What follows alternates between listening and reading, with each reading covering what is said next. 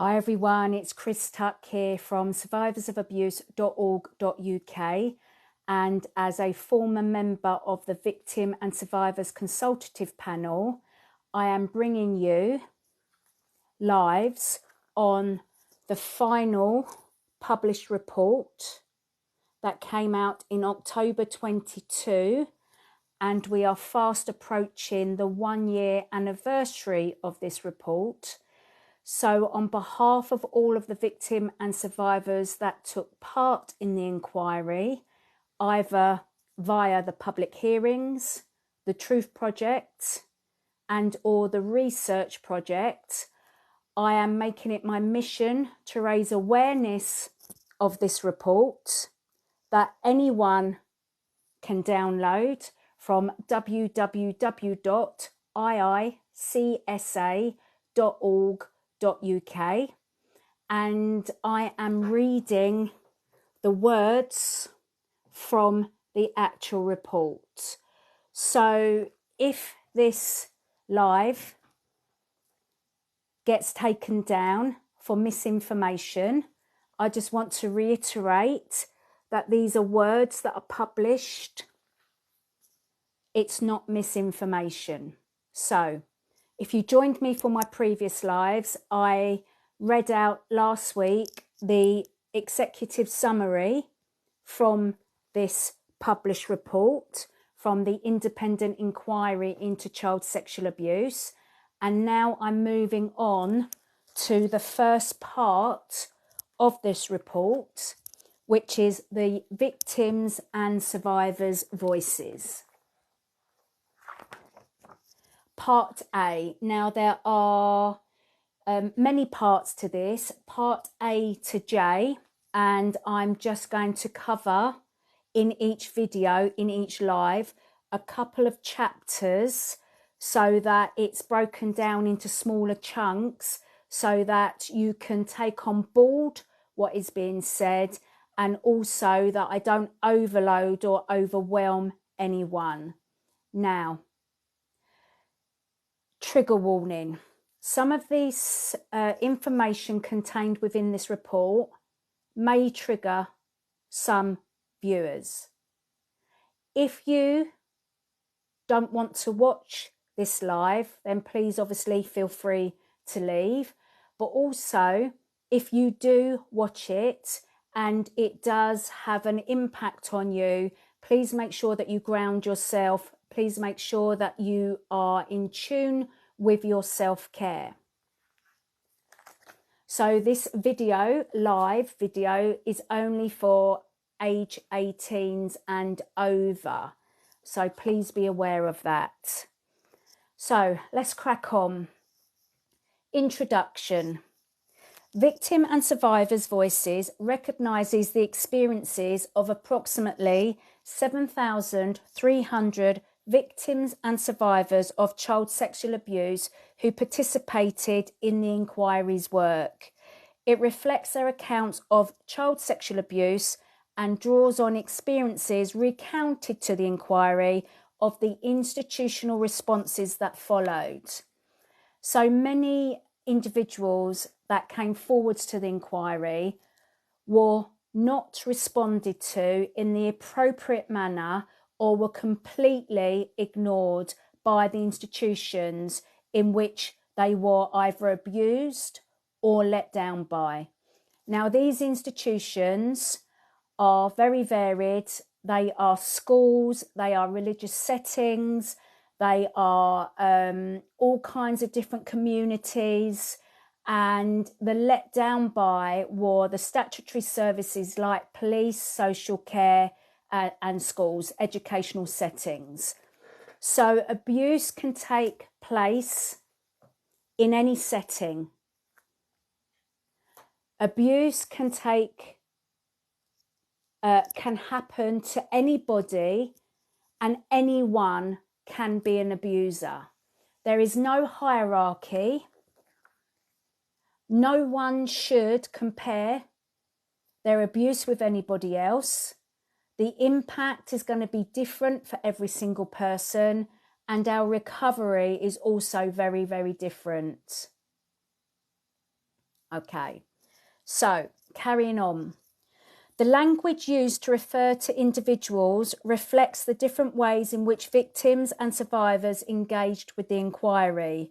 Pseudonyms have been used to protect the anonymity of victim and survivors who spoke to the inquiry through the Truth Project or participated in the inquiry's research.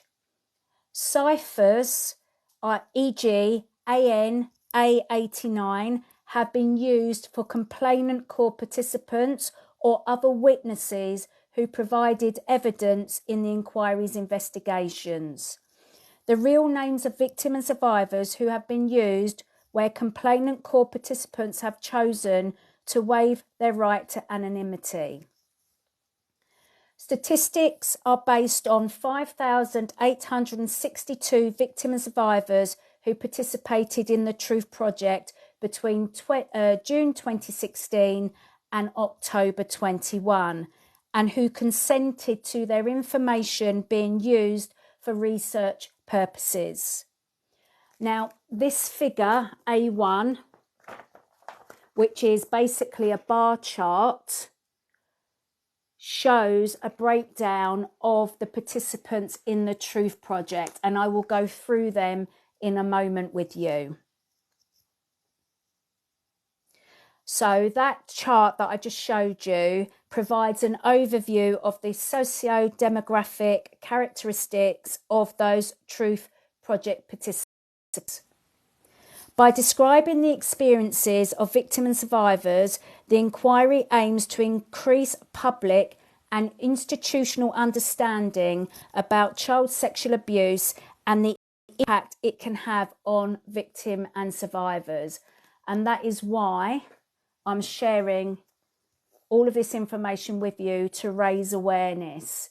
So if you are in the comments and you are making comments that are not to do with this, please feel free to leave, because this is a very serious subject and I take it very seriously to disseminate this information to you so it can be used in the best way and to help educate society and help victims and survivors to have their voices heard, their experiences acknowledged, and help and support given to victims and survivors who have been abused in the past, who are being abused right now, or are going to be potentially abused in the future.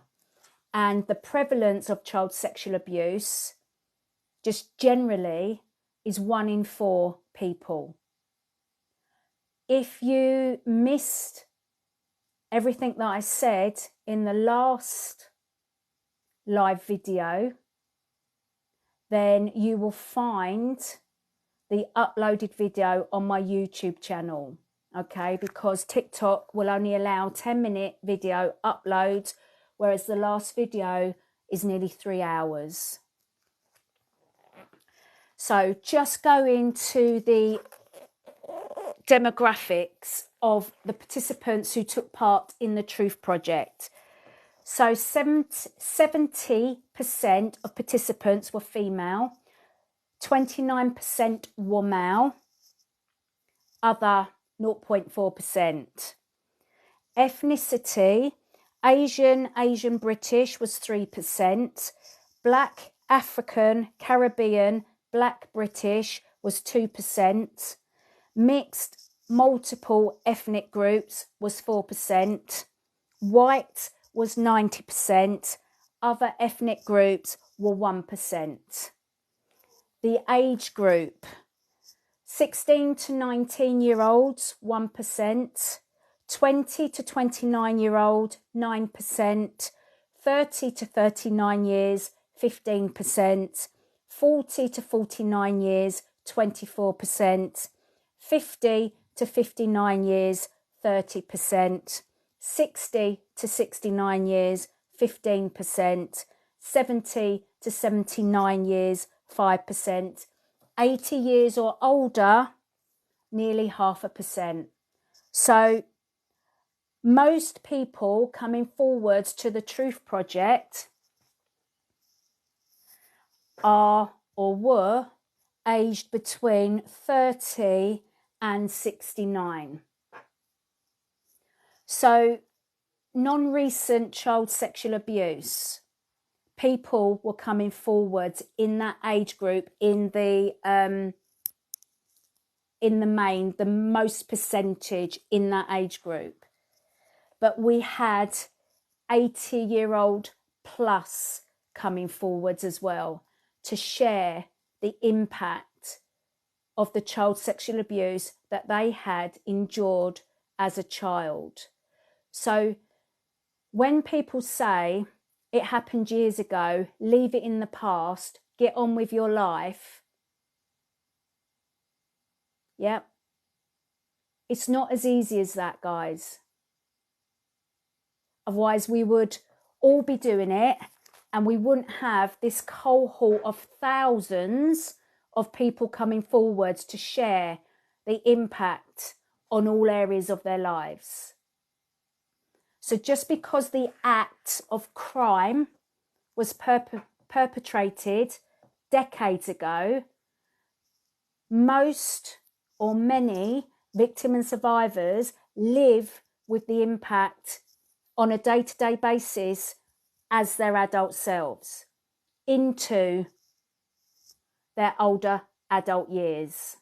And some even take what they've endured to the grave with them because of the shame, the guilt, the blame, society's attitude towards this subject matter. Now, disability. Very interesting, this statistic. 7% of all truth participants that took part, only 7% said they had a disability as a child. But as an adult, 45% said they now had a disability. So there's the impact for you. 93% said they had no disability as a child, and only 55% said they didn't have a disability as well as an adult. Now, sexual orientation, 6% of participants said they were bisexual, 3% said they were a gay man, 4% said they were a gay woman or lesbian, 85% said they were heterosexual, straight, and 2% was other. So that was just a little rundown on the socio-demographic characteristics of Truth Project participants at the time of attending the Truth Project. And as I said, you can download this yourself from the IICSA website. Now, I'm just going to touch on this live today on part B, why I chose to share my experiences. It can be extremely difficult for victims and survivors to speak about their experiences of child sexual abuse. Revisiting traumatic childhood experiences can cause significant distress. Prior experiences of being silenced, blamed, or not taken seriously can discourage victims and survivors from disclosing child sexual abuse again. Despite these challenges, many victims and survivors chose to share their experiences with the inquiry. For some, it was the first time they had ever spoken about being sexually abused as a child. So 9% of Truth Project participants told the inquiry about their child sexual abuse, and it was the first time that they were disclosing. Wow.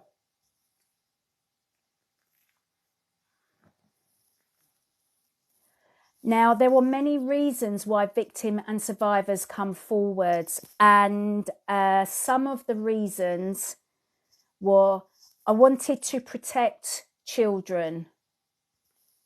I wanted to be heard.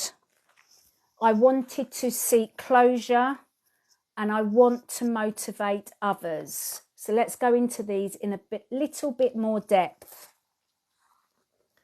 Victim and survivors wanted to help protect children. 54% of the Truth Project participants shared their experiences of child sexual abuse to help prevent it from happening to somebody else. Farida said, I need to help other people so they don't go through what I did. Natalia described the sense of meaning that sharing her experience gave her. I don't want my life to count for nothing. I don't want no other boy or girl to go through what I did. Another participant said, I want to somehow represent people that didn't have a voice, that weren't considered. I want to protect the people that it potentially could happen to in the future. Victim and survivors hope that sharing their experiences would educate people so that the public are aware that this goes on. Alf said, I wanted to get my story out to illustrate how violence and sexual abuse can affect a child and what to look out for. Another participant said, it may be too late for me, although I will never give up. I do, however, hope that the situation will change, particularly for those who have not yet disclosed. I hope that they will be listened to, properly supported during the disclosure process, and have access to thorough investigations. Many victims and survivors wanted their experiences to be heard. 21% of all Truth Project participants wanted the opportunity to tell someone in authority about their experiences. 15% wanted their account to be believed. For some, this was because they had previously not been listened to or taken seriously when they disclosed. Barbara said, I want my voice heard. I want it on record. I am not the child in the police station. This point was often emphasised by Deaf Truth Project participants who particularly valued the opportunity to communicate about their experiences. IICSA is deaf and came to the Truth Project because she wanted to be listened to and be believed. Victim and survivors said it was valuable for their recovery from child sexual abuse to be heard without judgment. Holly said, I can now say I'm finally being heard and can grieve for the person I might have been if I had not been a victim of child abuse. Others spoke of waiting a lifetime to share their experiences. One participant wrote or said, I'm 65 and the Truth Project is the first support I felt I've had in my whole life where I can actually tell a story. So I've waited a very long time. Some victim and survivors, including 16% of all Truth Project participants, wanted to seek some form of closure to being sexually abused as a child. Maddie said that participating in the Truth Project almost feels like an end to it all. Corrine felt that she could now let it go. Participating in the Truth Project was described as symbolic for some victims and survivors. Sharon said, I am still alive. I came to the Truth Project. I could have been dead. Let me read that again. Sharon said, I am still alive. I came to the Truth Project because I could have been dead. Sharing their experiences with the inquiry was also an opportunity for victims and survivors to take back some of the power that sexual abusers took from them. Janine said, "I am doing this for the 5-year-old me," while Barney commented, "These monsters have taken enough from me. Today, little Barney is going to speak."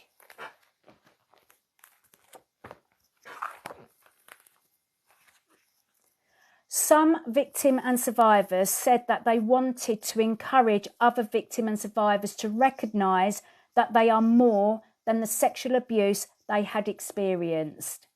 Lionel explained that he did not want being sexually abused as a child to define him. He felt it was possible for victims and survivors to overcome child sexual abuse. He says it's not all doom and gloom. You can rise above it. Similarly, Clyde said that in addition to participating in the inquiry's work, he was writing a book about his experiences. He hoped that by sharing what he went through, others could learn that there is life after abuse.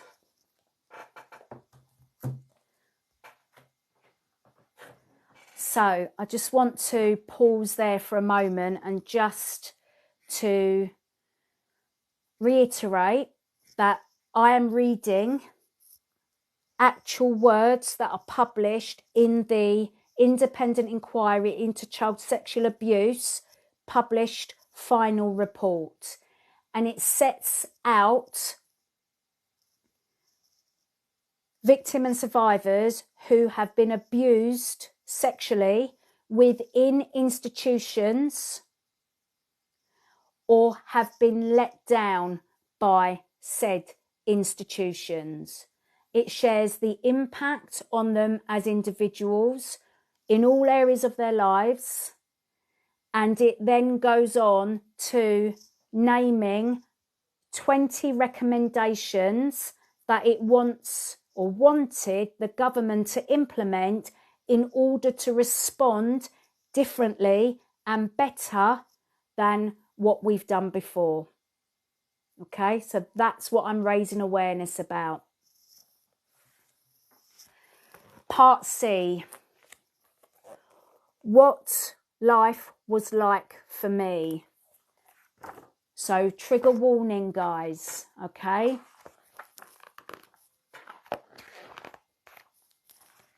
I'm just going to do this one and then leave it there for today.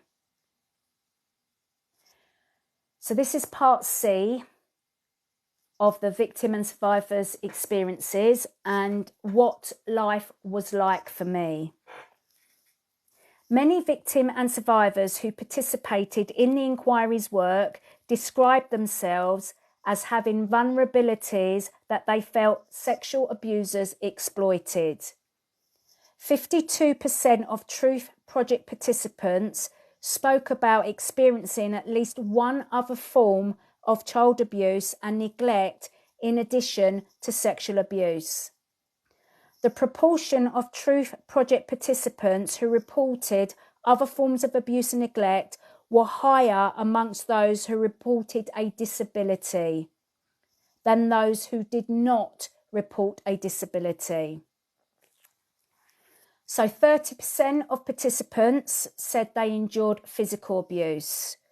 29% of participants suffered psychological abuse. 25% suffered emotional abuse. 11% bullying. 10% neglect. And 10% witnessed abuse.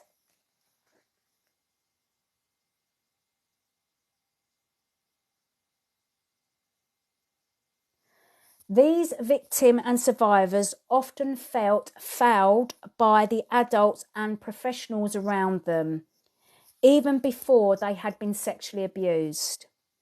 William said his parents were good manipulators, and neither the police nor social care seemed to take action to protect him from domestic violence and neglect.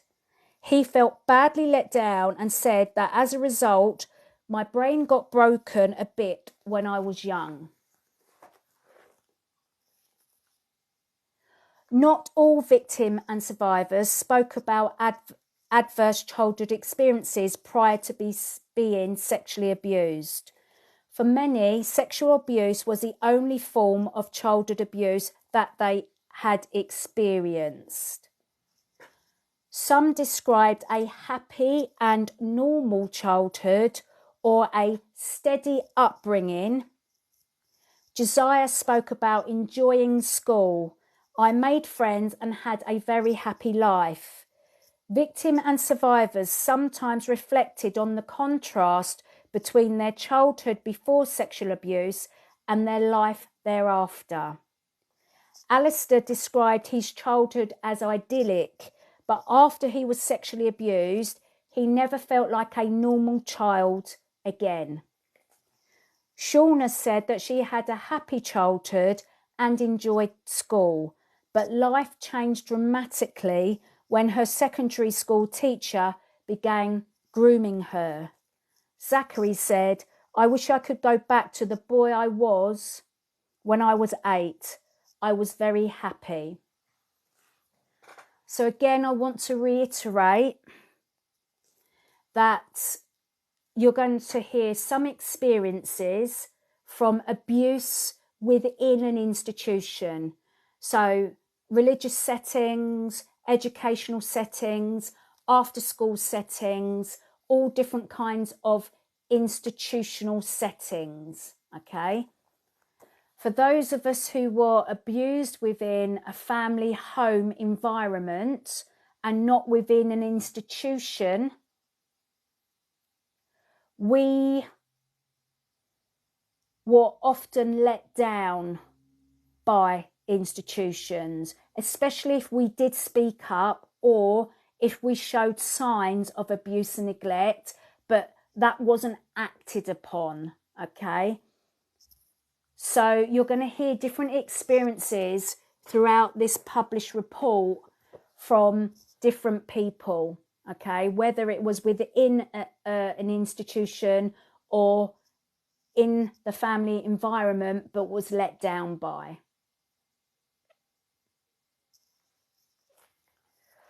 So this report is for England and Wales, guys, okay? There has been other inquiries in other countries recently, okay? So you can check out your own country and see if there has been an inquiry into child sexual abuse within your own country. But this is England and Wales, and I know there has been other inquiries and there would be similar reports, and there are many survivors and organisations now that are fighting this on a global platform. Yeah, we're all coming together in order to protect children from sexual predators. So I'm just moving on to C2 now, and it says, I became a punch bag. Victims and survivors sometimes described growing up in violent environments in which sexual abuse accompanied or was preceded by physical abuse. Some victims and survivors experienced violence at the hands of their parents. Eva described her family as seemingly respectable and middle class, but at home her father physically abused her from a young age. She recalled trying to stay awake at night with her back against her bedroom door as she believed her father might kill her. As a very young child, Nico would hear his older sibling screaming from their parents' bedroom. When he was 5 years old, he found out why. I guess that my father felt 5 years old was enough to whip. From that point, Nico was regularly violently beaten by his father. My only relief, when he was whipping my sibling, he wasn't whipping me. That's a quote direct from that victim. Others said that adults responsible for their care had free rein in institutions and appeared to be able to do as they pleased with the children. One Truth Project participant described being dehumanised by the heavy physical punishments administered at her children's home in the 1960s. Another individual recalled being wrongly punished for having stolen an apple from his orphanage's apple tree in the late 1950s. It was a ritualised punishment, dragged out in excruciating detail to maximise my panic and humiliation. The pain from this beating made me nearly pass out. These kind of incidences impact the individual child as they grow into an adult and well into their adult lives. These experiences are being shared by the adult victim and or survivor with the inquiry. Remember, I did give a trigger warning twice now. This is the third time. I'm reading actual experiences from the report. If you feel that this live is not for you, please feel free to leave. If you are going to stay and listen, then make sure you do your self-care and your grounding techniques, please.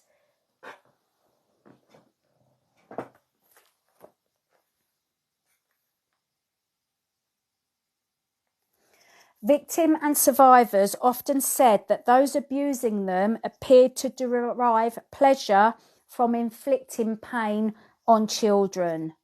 Taylor recalled that her mother seemed to enjoy dishing out punishments.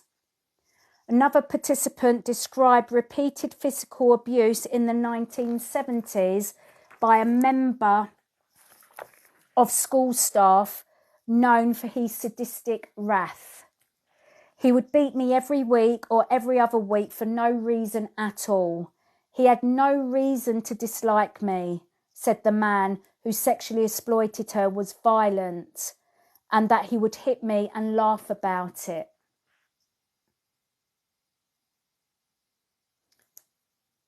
That was two different experiences by two different people there, sorry.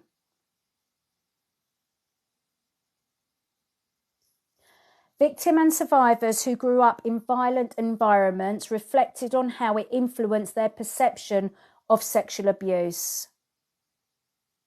The woman who ran the children's home in which Deshawn lived was extremely violent. When he was first sexually abused, Deshawn said that he did not think of it as something terrible because his sexual abuser was less violent than the woman who ran the children's home.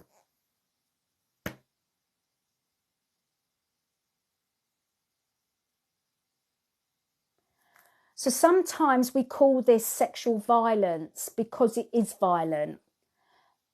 But sometimes the perpetrators don't use violence. They use love, care, nurture, kindness.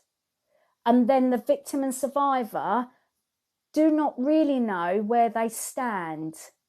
Yet they are still being violated and they're still having a crime committed against them.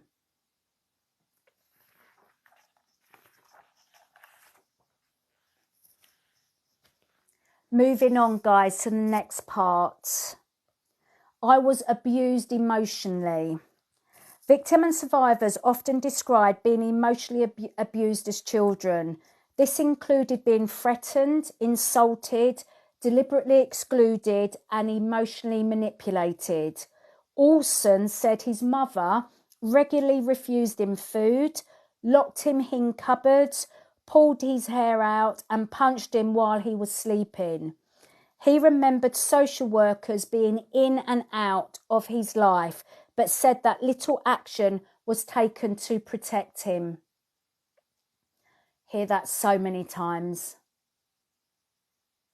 It was particularly common for victims and survivors to say that they were bullied by the person who sexually abused them. Adela described her family as outwardly respectable. However, behind closed doors, she was emotionally, physically, and sexually abused by her father. Other victims and survivors described an intimidatory culture in the institution in which they were sexually abused. RSA1 described how children were made to feel demoralised in the competitive bullying atmosphere at a private music school. That is absolutely the ideal breeding ground for abuse to flourish.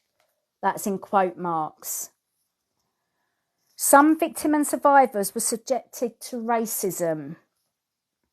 LA A456 was told by children's home staff that they would make her clean and white.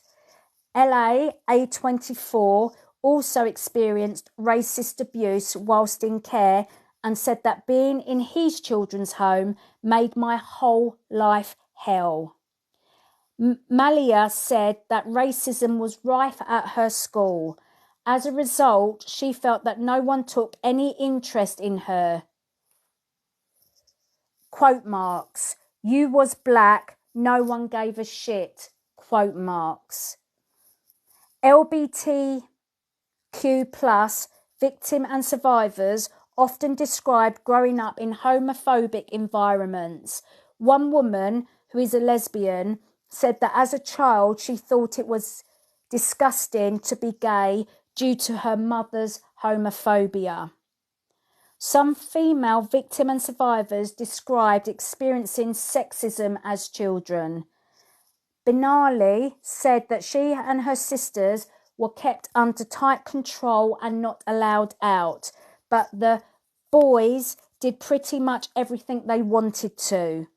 One 14-year-old girl said, "My boy mates, they make rape jokes. They make like sexist jokes and they know it's jokes, but they don't realise the effects."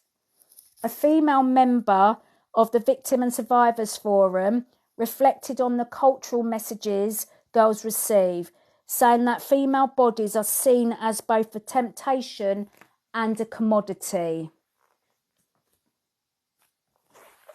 So, directly reading from the pages of IICSA published report. Moving on. I was neglected and surrounded by chaos. Victim and survivors frequently describe the environments in which they grew up as extremely chaotic.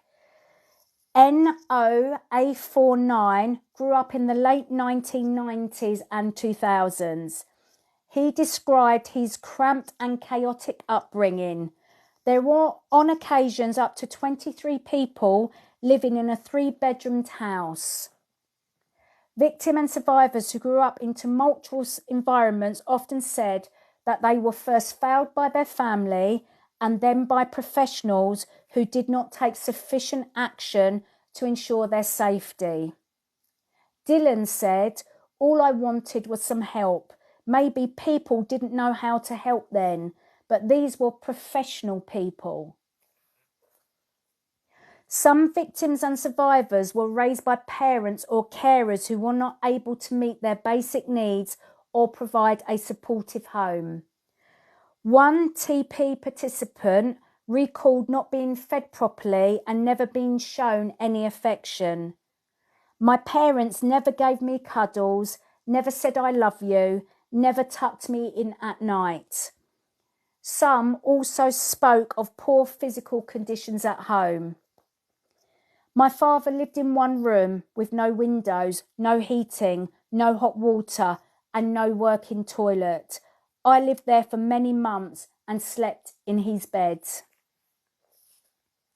Victim and survivors who described chaotic upbringings often said that their parents left them in care of unsuitable adults. Mari described being regularly left alone with whoever was willing to look after me. In some cases, victims and survivors were placed at direct risk of sexual abuse. Jasmine was sometimes cared for by her mother's pimp. He sexually abused Jasmine. She said, "At first he was really nice. He put his arms around me, kissed my head, and made me feel safe." This is what sexual predators will do. They will groom the child, they will groom everybody around them, and that enables them to perpetrate their abuse. Neglect at home led to some victims and survivors being placed into local authority care. Some described initial feelings of relief and optimism at escaping their home environment. Why wouldn't you? Yeah. Toxic, chaotic, dysfunctional, abusive family home. You get put into local authority care and you expect different. Yeah.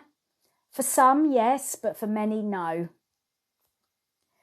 Leon's mother struggled with mental health issues. He felt relief when he was first placed into care because he was able to get away from her unpredictable behaviour. Another Truth Project participant described relief at escaping an unsafe home environment. The children's home was the most amazing place for me initially. I was safe. I felt I've got a safe place. I'm okay. I don't have to watch my mum being beaten to a pulp. I don't have to see all of that. Some children who were placed into care were neglected by the institutions responsible for their care. Many victims and survivors who were sexually abused in children's homes between the 60s and 90s described their placements as cold, frightening, and uncaring. LA A351 described how it was normal for her daily routine to involve stealing food. Without this, she would have had nothing to eat. Foster care placements was described similarly. L46 was placed in foster care in the 1970s. She was physically and emotionally abused, including not being fed properly and being treated like a slave. Such care placements were sometimes described as worse than the homes from which children were removed. This cycle of harm was extremely difficult for victims and survivors. One said, "You go into a children's home already damaged. We're already damaged before we get to that point. We're not going there for a holiday. It should have been a place of safety." Neglect left victims and survivors feeling as though no one cared what happened to them.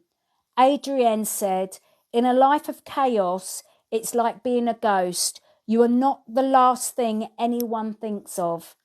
Many felt that perpetrators exploited their vulnerability in the knowledge that no one was looking out for them.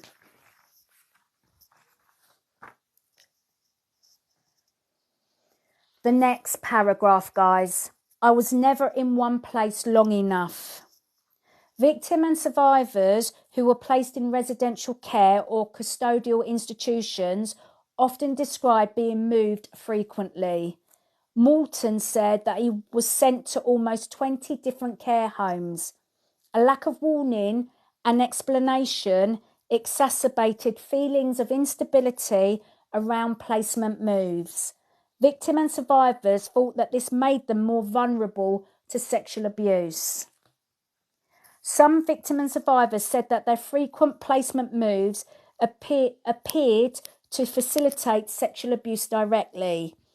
Each time Donald moved to a new custodial institution, he was asked to hand staff a letter. Given how often these staff sexually abused him, Donald felt it was inevitable that whomever he handed the letter to was likely to be his next sexual abuser. Victims and survivors who were not in care also described how significant life changes, such as moving schools or to a new place, destabilise them. Some victims and survivors felt that the negative impact of significant changes made them more vulnerable to sexual abuse. Charmaine said that her family moved every year. She thought this transient lifestyle meant that her father could easily hide the fact that he was sexually abusing her. Guys, I'm going to leave it there for now, okay? Some of this that you've heard might have upset you. It might have alarmed you. It might have triggered you. So please take care. Do some grounding techniques. If you are a victim and survivor of current abuse or past abuse that you've not dealt with, please reach out to the Survivors Trust, Rape Crisis, NAPAC, Mosaic, Mankind, any of the helplines, so that you can get help and support for yourself right here, right now. So take care, everyone, and I will be back in another live very soon to carry on with the IICSA report. Bye for now.